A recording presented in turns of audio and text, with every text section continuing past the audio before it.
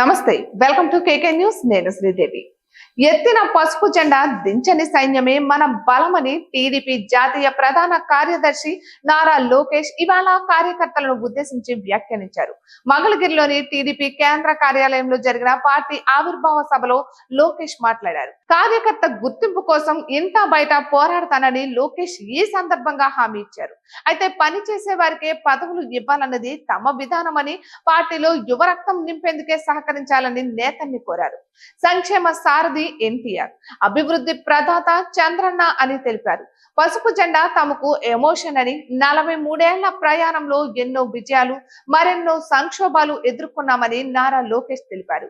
ఇక ఎన్ని కష్టాలు వచ్చినా ఎత్తిన పసుపు జెండా మాత్రం దించని కేడర్ తమకు మాత్రమే సొంతమని చెప్పుకొచ్చారు.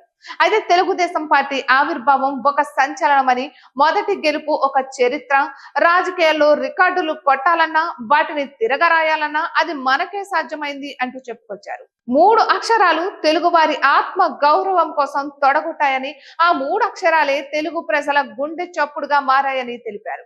ఈ ప్రభంజనం పేరే ఎన్టీఆర్ అంటూ చెప్పుకొచ్చారు. ఇక 2019 వరకు మనం చూసిన రాజకీయం వేరు, 2019 నుండి 2024 వరకు మనం చూసిన రాజకీయాలు వేరు అంటూ లోకేష్ తెలిపారు. 5 ఏళ్లుగా గతంలో ఎన్నడూ చూడని అరాచక పాలనను మనం ఎదుర్కొన్నామన్నారు. మన దేవాలయంపై దాడి చేస్తే వెన్ను చూపకుండా ఎదురు నిలబడ్డామన్నారు. అదనైతే ఇంటికి తాళ్లు కడితే తాళ్లు తెంచుకుని పోరాడమన్నారు. ఇక క్లైమోర్ మైన్లకే భయపడిన బ్లడ్ మనదని అని చెప్పుకొచ్చారు. కామెడీ పీసులకు భయపడతామా అని ప్రశ్నించారు.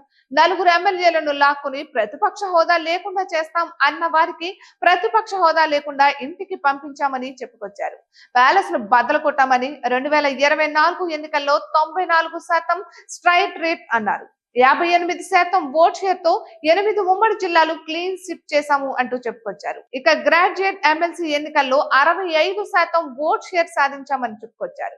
ఇక ఎక్కడికి వెళ్ళినా అందరూ రెడ్ బుక్ అంటున్నారని, రెడ్ బుక్ గురించి తాను మాట్లాడాల్సిన అవసరం లేదు అంటూ లోకేష్ తెలిపారు. రెడ్ బుక్ పేరు చెప్పగానే కొంతమందికి గుండెపేటు వస్తుందని, మరికొంతమందికి బాత్రూమ్ లోనే జారి చేతులు విరగొట్టుకుంటున్నారని అర్థమైందా రాజా అని సెటైర్లు వేశారు. ఇక ప్రజల ఆశీస్సులు ఉంటేనే మనం ఉంటామన్న విషయాన్ని కార్యకర్తలు గుర్తు పెట్టుకోవాలని, ప్రజల మనసు గెలిచేందుకు ప్రతి కార్యకర్త, నాయకుడు నిరంతరం శ్రమించాలని లోకేష్ పేర్కొన్నారు. ఇటువంటి మరెన్నో వీడియోస్ కోసం కేకే న్యూస్ తెలుగు ఛానల్ ని సబ్స్క్రైబ్ చేసుకోండి.